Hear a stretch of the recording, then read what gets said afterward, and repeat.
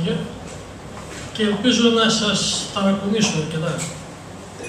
Όταν αποφάσισα να εμπλακώ με το επιμελητήριο, είναι ο μόνος θεσμός που θα εμπλεκόμουν, γιατί δεν θα έμπαινα σε κανένα όργανο που είναι συνδικαλιστικό.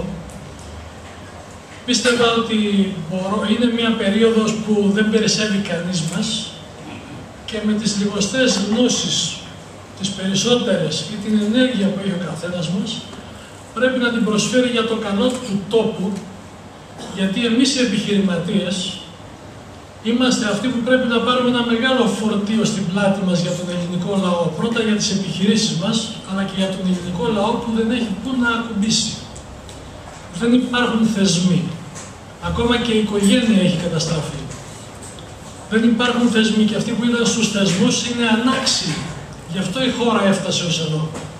Δεν είναι τυχαίο. Και αυτή η προχειρότητα που έρχεται απόψε ένα τόσο σοβαρό θέμα σε αυτή τη συνάντηση, δείχνει το επίπεδο του επιμελητηρίου μας, το οποίο δυστυχώς δεν αντικατοπτρίζει όλους εμάς, αλλά αντικατοπτρίζει τον ένα άντρα. Αυτόν που έχει καταφέρει, είναι ένας ικανότατος άνθρωπος, που μακάρι αυτή την ικανότητά του να την λειτουργούσε θετικά και για τον τόπο και για όλους εμάς. Είναι επικίνδυνος ο κύριος Σίμωσης για τον τόπο.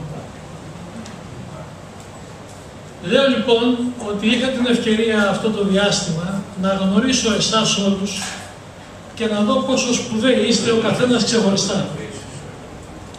Είστε ο καθένας ξεχωριστά σπουδαίος και εγώ πιστεύω ότι οι ευιώτες μπορούν να προσδοκούν σε όλους εσάς.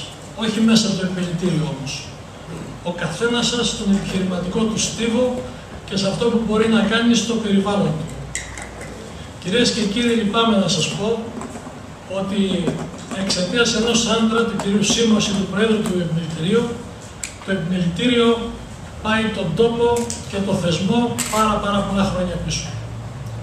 Ο άνθρωπος αυτός, με τις αποφάσεις που φέρνει, αυτή είναι από τις πιο σοβαρές, γιατί τις άλλες δεν συζητώ, γιατί δεν θα πρέπει να κάνει τη διαδικασία και ήθελα να αφήσω και ένα χρονικό διάστημα για να μπορέσω να πάρω αποφάσεις.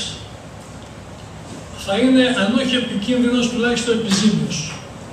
Θεωρώ ότι αυτό δεν αξίζει στα μέλη της Διοικητικής Επιτροπής, τους οποίους τιμώ ξεχωριστά τον καθένα, όπως και τους συμβούλους του κ. Σίμωση. Επειδή αυτή θα είναι η τελευταία. Είναι λίγο συγκρόμενα αυτά που λέτε. Θα περιμένετε να ολοκληρώσω. Μην διακόπτεις. Γιάννη, μην διακόπτεις. Σε παρακαλώ. Θα περιμένετε να ολοκληρώσω και αν δεν καλυφθείτε, αμέσως μετά απ' έξω θα σας περιμένω για να σας εξηγήσω. Κύριε Φρουδαράκη, σε παρακαλώ, μην διακόπτεις. Δεν θα υπάρχει επόμενη μέρα για μένα στο επιμελητήριο της Εύβοιας. Θεωρώ ότι προσβάλλομαι προσωπικά σαν επιχειρηματίας και σαν άνθρωπος, παρακολουθώντας τις συνεδριάσεις του κυρίου Σίμωση. Επειδή σέβομαι τον εαυτό μου, επειδή σέβομαι όλους εσάς πλην του κυρίου Σίμωση, σαν Προέδρο του Επιμελητηρίου, απόψε κιόλας θα υποβάλω την παραίτησή μου από το Επιμελητήριο. Πριν λοιπόν ολοκληρωθεί αυτό, με το τέλος της ομιλίας μου θεωρήστε ότι έχω παραιτηθεί και παρακαλώ κύριε Λιονάκη, επειδή ξεχάσετε το όνομα του συνδυασμού, μου λέγεται Επιχειρηματική Πρωτοβουλία. Δεν πειράζει. Εγώ παίρνω την πρωτοβουλία. Παρακαλώ λοιπόν να ακολουθήσετε και παραιτηθείτε όλοι σας εσείς απόψε. Αφήστε τον κύριο Σίμωση να διοικήσει το Επιμελητήριο, χωρίς να είμαστε εμείς εδώ και να νομιμοποιούμε τις αποφάσεις του. Αυτό που είπε ο Νίκος ο Μαντάς, που είναι από αυτούς που θα στηριχθεί ο τόπος, εμείς αυτούς θα αφήσουμε τον δρόμο, ήταν πολύ σοβαρό και θα πρέπει να το αναλογιστεί ο καθένας που έχει για τις ποινικές ευθύνες, για τις ηθικές ευθύνες. Που κανείς στην Ελλάδα δεν δικάζεται που φτάσαμε ως εδώ και καθένας λέει ό,τι του αρέσει. Πάμε λοιπόν στην ατζέντα. Οι αναπτυξιακές εταιρείες, κυρίες και κύριοι συνάδελφοι, ήταν πλυντήριο ξεπλήματος χρήματος μέσα από τους θεσμούς. Γι' αυτό αποτύχαν όλες και γι' αυτό τώρα τις κλείνουν οι Ευρωπαίοι. Οι Έλληνες τις στέλνανε γιατί οικονομάγανε. Τα μέλη της διοίκησης, οι συγγενείς, offshore εταιρείες μετά, ακίνητα και μέσα στην πλειονεξία δεν ξέραν και πού να σταματήσουν και φτάσαμε στην ξεφτύλα να κόβουμε από τους συνταξιούχους που παίρνουν 300 ευρώ σύνταξη τα 10 ευρώ και τα 15 και να αφήνουμε όλο το πανηγύρι να γίνεται γύρω-γύρω. Εγώ ντρέπομαι σαν Έλληνας που αυτό συμβαίνει. Που ακούω για κόκκινες γραμμές και κόκκινες δεν βλέπω. Έτσι.